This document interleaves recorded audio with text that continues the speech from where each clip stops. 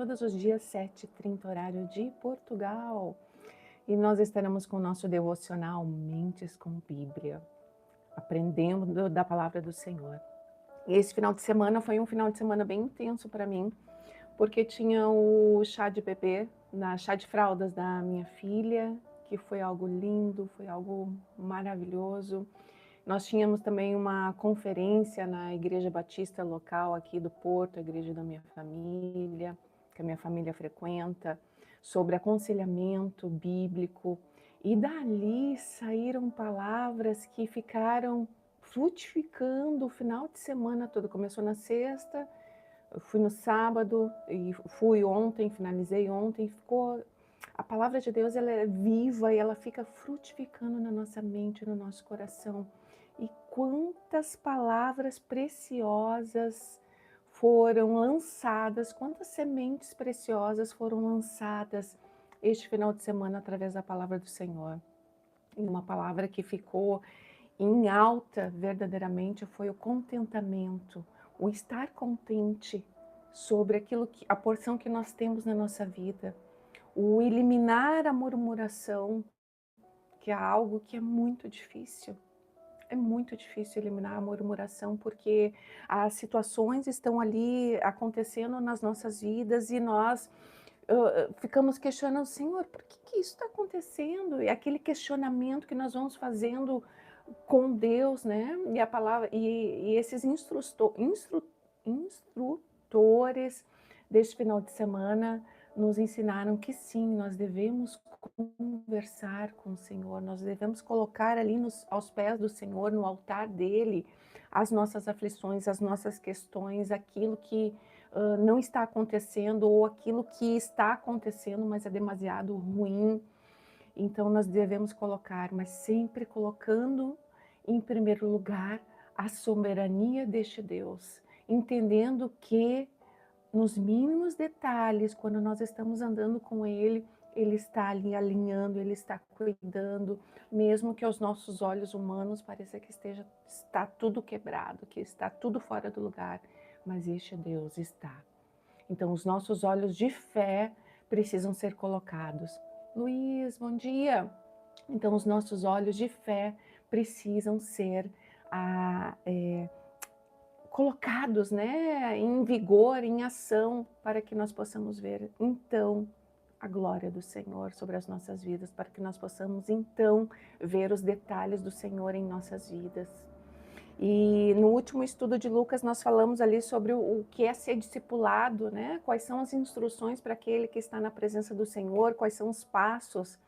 E ali o Senhor finaliza ali em Lucas 9, versículo 27, ele finaliza falando o seguinte: eu lhes digo a verdade, alguns que aqui estão não morrerão antes de ver o reino de Deus.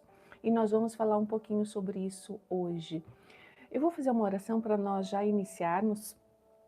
Então nós vamos falar sobre essa declaração aqui de Jesus sobre o povo, né? Sobre nós também.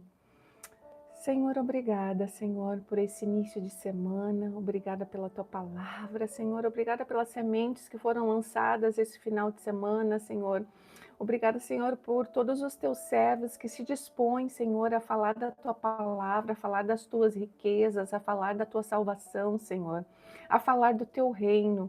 Senhor, que nós possamos frutificar ainda mais essa vida, Senhor, porque cada semente Tua que é lançada, e recebe corações onde a terra dos corações estão ali férteis e prontas para receber da Tua palavra, da Tua verdade. Esses corações irão frutificar. Essas palavras irão cumprir aquilo para o qual elas foram lançadas, para o qual elas foram determinadas. Senhor, eu te agradeço, Senhor, pela tua bondade, porque nós não somos merecedores, somos falhos, somos pecadores, mas o teu grande amor, Senhor, todos os dias vem e nos alcança através das tuas misericórdias. E eu te agradeço.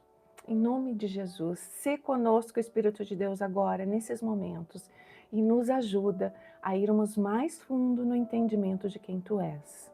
Em nome de Jesus. Amém. Amém. Então vamos lá. Então Jesus está falando, sempre quando eu lia esse versículo, eu ficava com aquele questionamento, mas o que que é isso? De que reino é esse que o Senhor está falando? Será que alguns desses discípulos aqui não irão morrer? E muitas pregações que eu já ouvi nessa minha caminhada com Cristo, as pessoas ainda falavam, né, aquelas suposições, não, talvez João, que estava lá na ilha de Patmos, não tenha morrido, né? Então ficavam com aquelas suposições erradas, e aquelas suposições erradas, elas vão passando de um para outro, e a verdade, ela não é verdadeiramente expressa.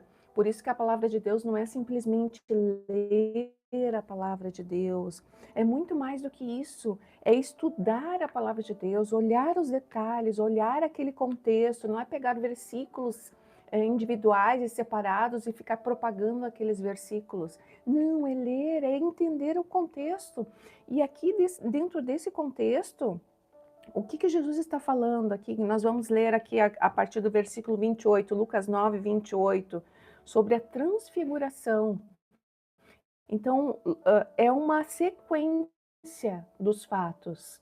Aqui, o Jesus nos fala que alguns aqui estão, aqueles que estavam ali presentes com ele naquele momento, ainda, alguns que aqui estão não morrerão antes de ver o reino de Deus.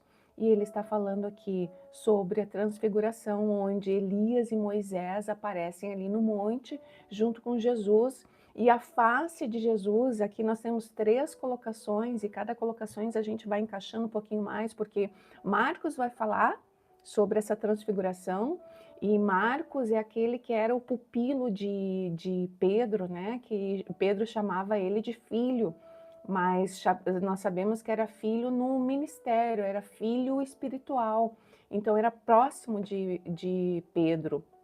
Então, Pedro ouviu ali Marcos ouviu ali de Pedro a caminhada, todos os detalhes, né, diante da visão que Pedro teve desse momento, e Mateus também escreve a respeito. Mas só que Mateus ele vai escrever ali direcionado para os judeus, Marcos vai escrever direcionado para os romanos e Lucas vai escrever direcionado para os gregos, direcionado para os gentios também.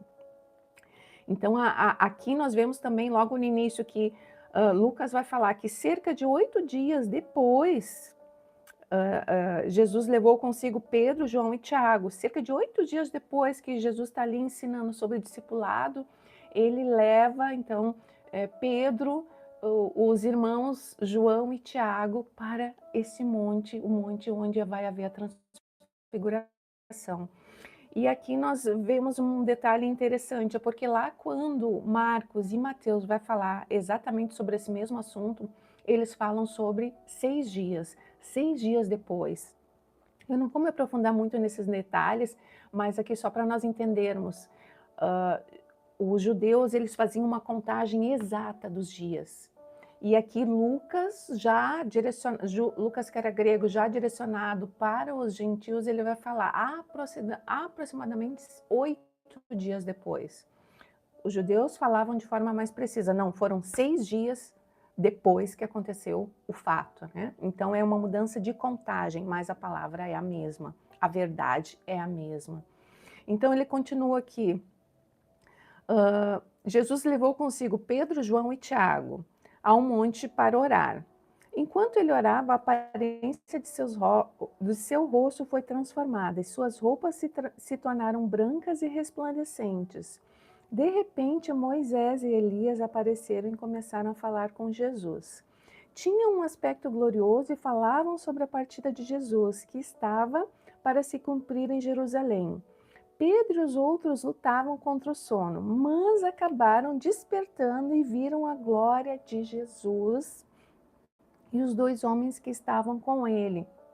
Então, essa glória que Jesus está falando aqui antes, ali no versículo 27 de Lucas 9, é essa glória, né? O reino é a glória de Jesus, o rosto resplandecente, ali Moisés e Elias, que foram dois grandes homens de Deus, que na trajetória ali da Bíblia são muito citados e fizeram grandes milagres, grandes situações pelas mãos do Senhor, né? O Senhor usou eles para libertar o povo, usou eles para levar a palavra, para fazer maravilhas lá, 3 anos e meio sem chover, e daqui a pouco Elias vai lá e ora, e vem a chuva, né? Então tem todo um contexto, e a palavra de Deus nos mostra, através das profecias, que Elias voltaria e Moisés também se apresentariam, né, como um sinal de que o fim estava próximo, de que o último dia ali, o julgamento estava próximo, de que toda a palavra do Senhor é verídica, de que tudo aquilo que essa palavra fala já aconteceu, está acontecendo e vai acontecer. E aqui, continuando dentro desse contexto aqui, então a glória do Senhor, o reino, foi visto por esses homens que estavam vivos ali.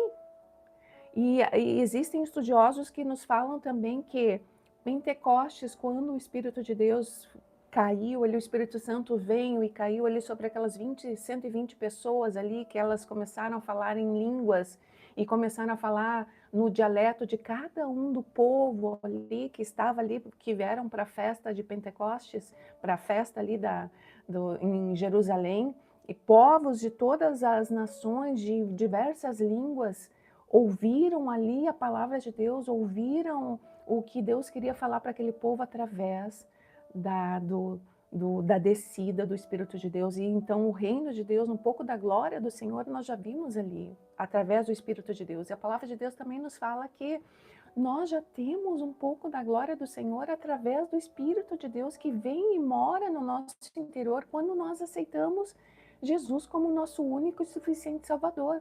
Então nós recebemos um selo do Espírito de Deus, onde nós sabemos que nós somos agora pertencentes a um dono, ao nosso Senhor. Nós estamos agora sendo cuidados pelo bom pastor, pelo nosso Jesus Cristo. E aí ele continua aqui. Então, quando Moisés e Elias iam se retirando, Pedro com aquele temperamento impulsivo dele, com aquele temperamento ágil dele, com aquela confusão que muitas vezes ele fazia, Pedro, sem saber o que dizia, ao invés de ficar quieto, né, ele falou: Mestre, é maravilhoso que estamos aqui. Vamos fazer 3 tendas, uma será sua, uma será de Moisés e outra de Elias. Enquanto ele ainda falava, uma nuvem surgiu e os envolveu, enchendo-os de medo. Então uma voz que vinha da nuvem disse: Esse é o meu filho, meu escolhido, ouçam-no. Jesus nos fala a mesma coisa hoje, ouçam-no. Deus nos fala a mesma coisa hoje, né? Ouçam-no, ouçam a voz que vem através das Escrituras, a voz que vem através da palavra da verdade. Né? Ouça aquilo que Jesus muitas vezes está falando aos nossos ouvidos aqui, sussurrando: olha, Andréia, vai por esse caminho aqui, larga esse outro caminho, que isso não provém de mim, isso é caminho da morte.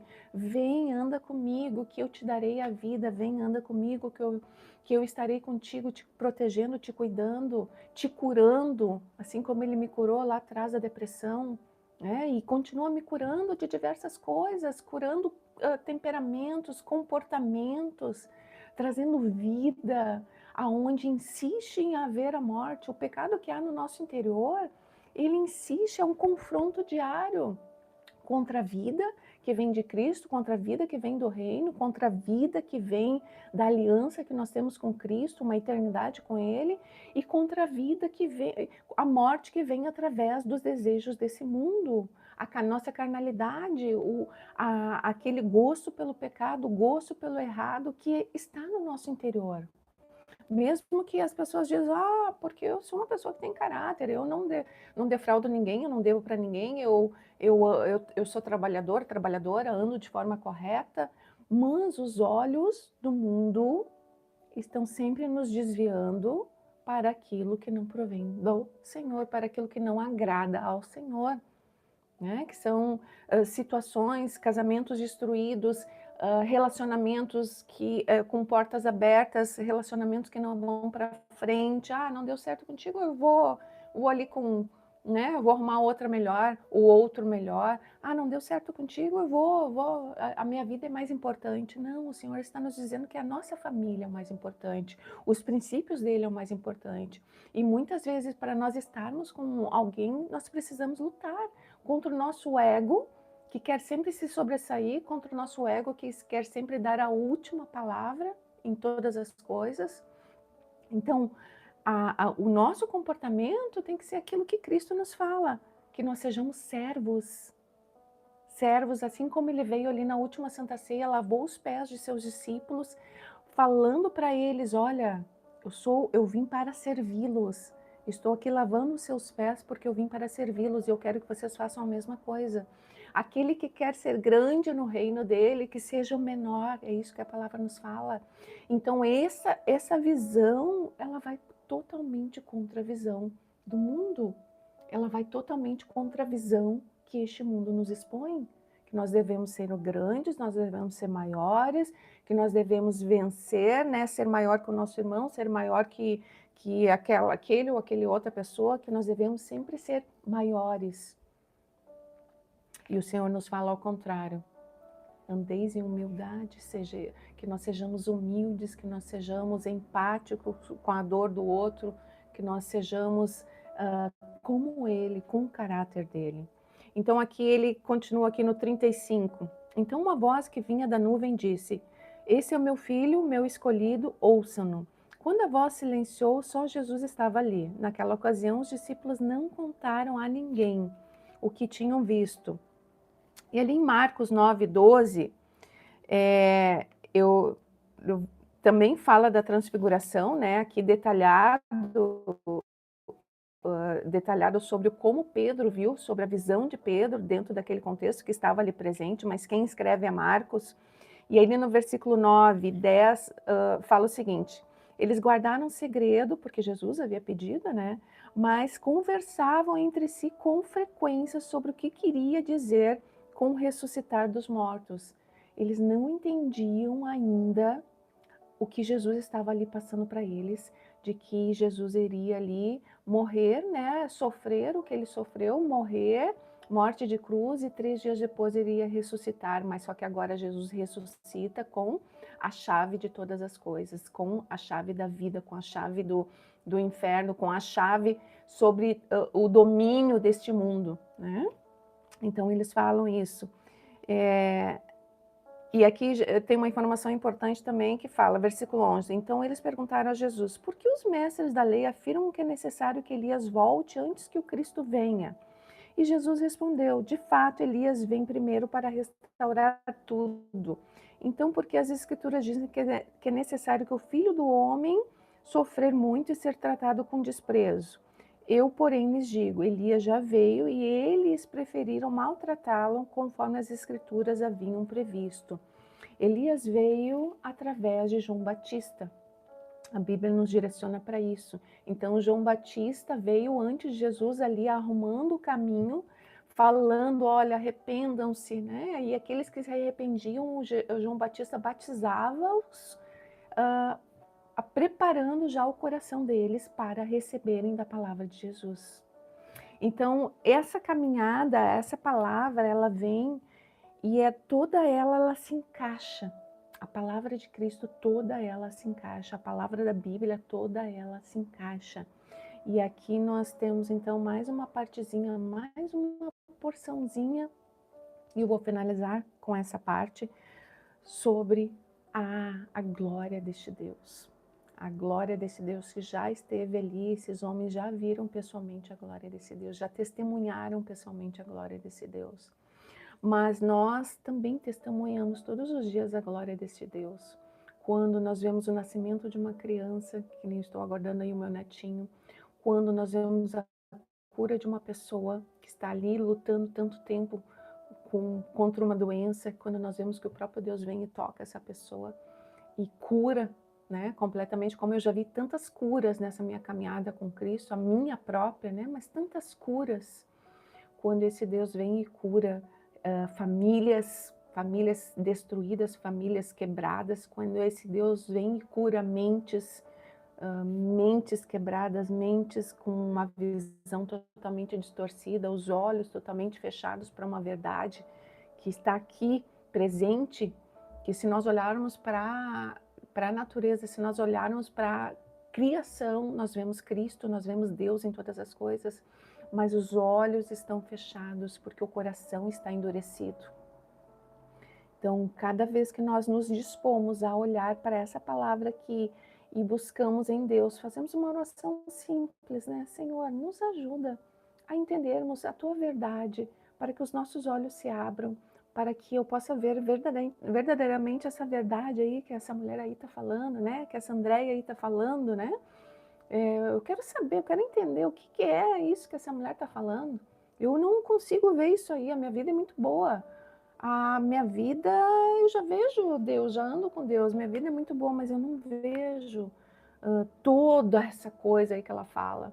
Eu não vejo essa aliança aí, eu acho uma fantasia essa aliança aí de eternidade. Peça para Deus. E Deus vem e abre os olhos. Deus vem através de Jesus e nos mostra, através do Espírito de Deus e nos mostra. Troca o nosso coração, né? Troca o nosso coração, troca a nossa mente, troca a nossa caminhada. E todos os dias, então, nós vamos recebendo porções dele, porções de vida. E essa vida vem nos restaurando, essa vida vem nos transformando, independente do que esteja acontecendo conosco hoje. E eu vou finalizar com essa palavra. Senhor, eu te agradeço, meu Deus, pela tua palavra, eu te agradeço pelo teu sacrifício lá naquela cruz, eu te agradeço pelo teu grande amor, Jesus, eu te agradeço pela tua longanimidade, porque nós não somos merecedores, Senhor. O pecado que há em nós tantas vezes faz, Senhor, com que os nossos passos sejam passos errados, faz com que os nossos pensamentos sejam pensamentos distorcidos, errados, Senhor, corruptos. Senhor, te peço, Senhor, nesse dia, continua, Senhor, nos perdoando, continua nos ajudando, nos fortalecendo, para que nós possamos alcançar, Senhor, cada vez mais aqui nessa terra ainda, Senhor, do teu reino, da tua glória, da tua presença, Senhor. Que nós possamos ver com os olhos de fé, Senhor, o teu grande amor, a grande transformação que tu vens fazendo detalhadamente na vida de cada um daqueles que está na tua presença. Senhor, nos ajuda. E nós sabemos que tu és fiel, que tu ouves a nossa oração, que tu és um Deus de perto, tu não és um Deus de longe, mas que tu és também um Deus real. E nós clamamos, sê conosco em todo o tempo, Senhor. Não nos abandona, Senhor. Não nos deixa cair, Senhor, e nos envolver, Senhor, nos olhos que muitas vezes são corruptos, no coração que tantas vezes são falhos e corruptos e destrutivos que vêm, Senhor, para destruir a nossa vida. E nós te pedimos, ó Deus, tu és a vida e nós necessitamos dessa vida que há em ti, Senhor, dessa porção diária que tu nos derrama, do pão vivo que és tu, Senhor. Então nos ajuda. Eu entrego tudo nas tuas mãos e sê conosco neste dia, que é o dia mais importante das nossas vidas. Em nome de Jesus. Amém. Amém, queridos. Até amanhã, então, se Deus quiser. Fiquem com Deus.